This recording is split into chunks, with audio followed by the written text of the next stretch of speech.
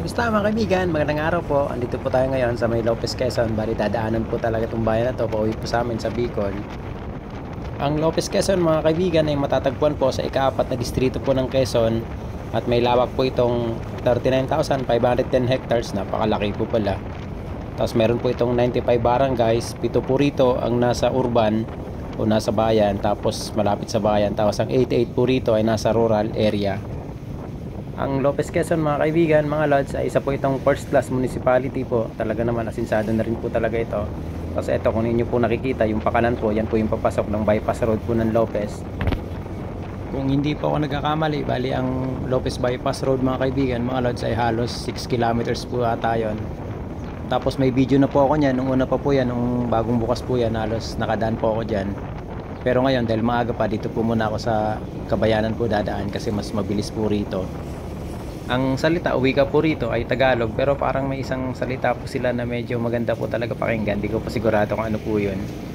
Konting kaalaman po tayo mga kaibigan. Ang dating pangalan po ng Lopez ay mula po sa salitang Talolong. Nahango po yan sa pangalan po ng ilog na dumadaloy po sa lugar. At noon pong taong 1756, ang ilang tao daw po mula po sa bayan ng Mayobo, kasalukuyan pong Pitogo sa ngayon, ay lumikas po dito po yan sa Sitio Talolong, na noon po isang malayong barangay ng Gumaka. Ang mga ito ay tumakas mula po sa mga piratang Moro na sumasalakay at sumunog sa kanilang kabahayan. Bale, ito mga kaibigan, mga lods, nandito na po tayo sa mismong bayan po ng Lopez. Ito mga kaibigan, mga lods, kung hindi po nakikita, mayroon na rin po ritong Jollibee. At isa po ang tricycle sa kanila pong transportasyon dito. Kaya kung sakali man po nadadaan po kayo rito ng medyo rush hour, talaga medyo traffic din po rito sa kabayan. Tuloy na po natin mga kaibigan ang kwento. Noon nga pong June 30, 1857, tuluyan na pong humiwalay mula po sa bayan po ng Gumaka ang Sitio Talolong, kaya po naging bayan po ito ng Lopez, na nung panahon po ng pagiging gobernador ng probinsya ng Tayabas na si Alcalde Mayor Don Candido Lopez y Diaz.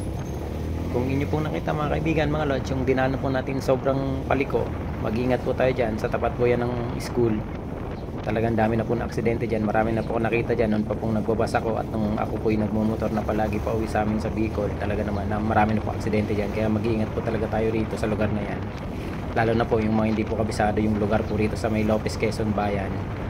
Ang karamihan po sa anaboy po ng mga tao po rito sa may Lopez, Quezon ay ang pagsasaka o pagtatanim po ng mga nyog, palay, mais at iba pa pong agrikultura na talagang pagkakakitaan. Pero ang mas marami pong nakita ko rito ay ang nyog na ginagawa pong kopra. At yung iba naman po na nandito po sa may coastal area, bali nandito po sa kaliwa ko, na malapit po rito ay ang pangingisda naman po, kasi nga po malapit po talaga sa dagat oh. Ang ilan naman po mga kaibigan, mga lodge, na pwede nyo pong pasyalan dito na mga tourist destination o tourist spot po rito sa Lopez, Quezon ay mga sumusunod, katulad po ng Pansol Beach. Ako po talaga sobrang ganda po siguro dyan, di pa ako nakarating. Niugan Island, tapos General Gaudencio Vera Monument, Tibag and Binutas Cave na ginamit po yan noong pong World War II. At syempre yung simbahan po ng Our Lady of the Most Holy Rosary Parish Church, dito po yan sa may Lopez, Quezon. At hindi lang po yan mga kaibigan, marami pa po ritong pwedeng pasyalan, katulad po ng mga farm and resort, talaga na marami na rin po rito. Ito mga kaibigan, kung inyo po nakikita, ito po yung dadanan po natin. Bali yan po yung Lopez flyover, at yung sa kanan po, yan po yung labas at pasukan po ng papunta pong bypass. Bali ito mga lods mga kaibigan, hindi ko po talaga alam kung bakit meron po ritong flyover tapos napakatagal pong gawin. Kasi unang-una mga lods, di ko po alam kung bakit meron dahil nga pwede naman po ganun karaming tao rito. Pero siguro inisip ko yung mga galing po talagang bypass, magta-traffic, tapos isa pa po baka binabaha po itong lugar na to. Pero siguro yun po talaga yung dahilan, tapos magkakaroon po ata ng iba pong daan dito. Nakatulad po yung, di ko alam kung dadaanan din po to papunta po ng Quezon Bicol Expressway. Pasensya na po, nagtatanong lang po. Pero eto mga kaibigan, ako po dati talaga nung mga nakaraang buwan, sobrang traffic dito, napakatagal nyo rito talagang hinto. Pero ngayon talagang binuksan na po yung kabilaan, kaya medyo maganda na po talaga yung daan. O dahil nga po nung nakaraan pong Semana Santa, kaya talagang binuksan po ito. Pero napakalaking bagay po ito pag natapos na, kasi talagang luluwag na po yung trapiko po rito sa lugar na po ng Lopez, Quezon.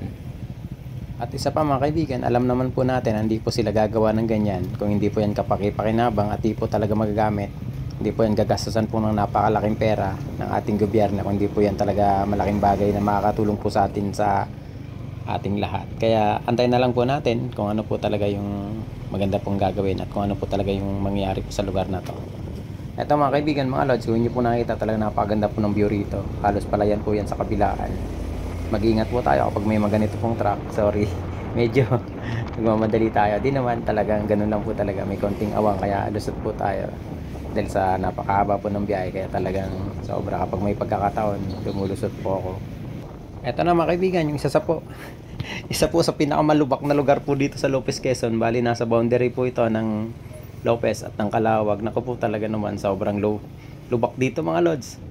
Talagang kung hindi nyo po napapansin, naku po talaga, lalagabog na lang po kayo rito. Yari pong shock nyo rito. Sa katulad ko pong nakamotor o kaya naman na nakasasakyan. Pero talagang mabibigla po talaga kayo dahil malalim po mga lubak dito mga lods. Kinayod din po yung ibang parte dyan. Pero ito, kung nyo po nakita, talaga malalim po ito. Ayan o mga lods, talagang malalim po yan. Kaya talagang mag-iingat po tayo rito. Bali kung galing po kayo ng Bicol, nasa boundary po yan ng Calawag, papasok po yan ng Lopez. Talaga naman. At kung galing po kayo ng Maynila, pauwi po kayo ng Bicol, bali paglampas po yan ang ginagawa pong flyover, mag-ingat na po kayo dyan. Kasi talagang sobrang lubak po yan. Medyo matagal na rin po yan mga lods, mga kaibigan, di pa po ginagawa. Di ko po alam kung bakit. Ano kaya nangyari sa DPWH. Sana naman. Bali, eto mga kaibigan, mga lods, bali papasok na po tayo ng boundary po ng Calawag, Quezon. Paglampas po natin ng tulay, tapos may makita na po kayo dyan ng welcome po sa bayan po ng Calawag. Talagang medyo malubak pa rin po dyan mga lods, mga kaibigan. Ako po, mag-iingat pa rin po tayo dyan talaga, sobra. Nag-enjoy talaga ako mga lods, mga kaibigan, sa pagmumotor, pauwi po ng Bicol. Kahit mag-isa lang po ako. Talagang sobrang saya ko rito mga lods kapag ako umuwi. Lalo na kapag nandito na ako sa may bandang Calawag kasi alam ko malapit na po ako sa amin. Halos nangangalahati na po ako. Pauwi po ng Albay. Ayan mga lods oh, grabe lubak po dyan. Tapos isa pang problema po ninyo rito mga lods, itong tulay po rito. Naku po, napakataas po niyan. Sa mga nakamotor, naku po talaga. Talagang mag-iingat po tayo rito. Dahan-dahan po tayo kasi hindi po pantay po talaga yung pagkakagawa po dyan. Talaga mataas po talaga yung kahit nga yung po yung truck nakita nyo talagang umalog po yun. Kaya talagang mag-iingat po tayo rito mga lods, mga kaibigan. Yun lamang po mga kaibigan, sana nag-enjoy po kayo sa panonood. Maraming salamat po. Salamat po sa pagtsatsaga. Ingat po palagi, God bless po.